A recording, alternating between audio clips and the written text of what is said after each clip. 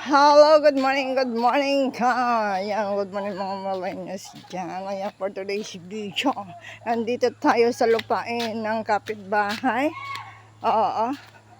Kung makikita niya may mga tanim. Ayan. Karamihang tanim dito ay saging.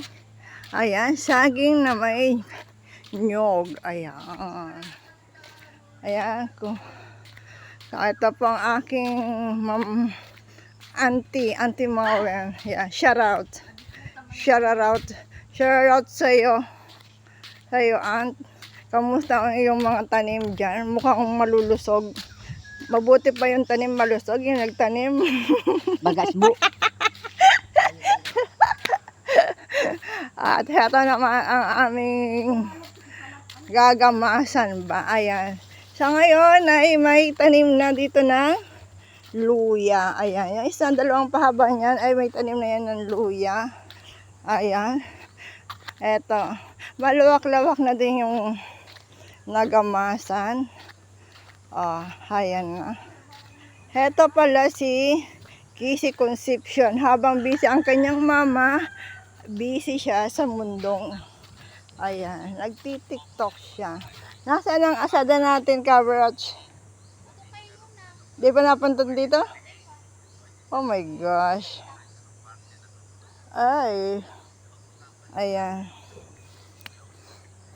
Eto, maaga kaming gagamas para hindi kami mainitan. O, diba? Ayan. So, una-unahan pala niyan ay meron kami dyang ilog. Ayan, ang aming kubo.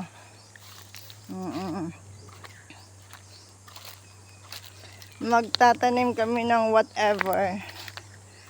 Wala pa sa ngayon. Hahanap pa kami ng mga pantanim. Ito. At pakita ko lang. Ito ang natuyong sapa. Sapa. Tapos sa bandang dito ay ang aming ilog. Ay, aming ilog. Ayan. Diba? Diba? Kaya mas maganda pa rin manirahan sa probinsya. Diba? May patubig. Ayan, diba? May patubig dito. Ay. Ayan, may naliligo po sa ngayon. May naliligo. At may naglalaba. Shout out sa mga naglalaba dyan!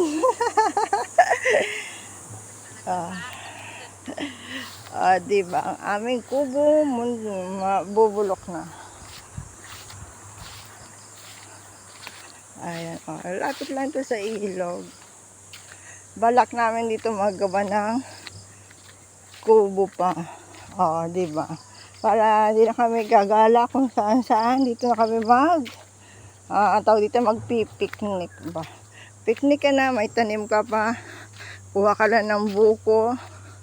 Shit, masaya ang buhay. Sa lupa. Ayan.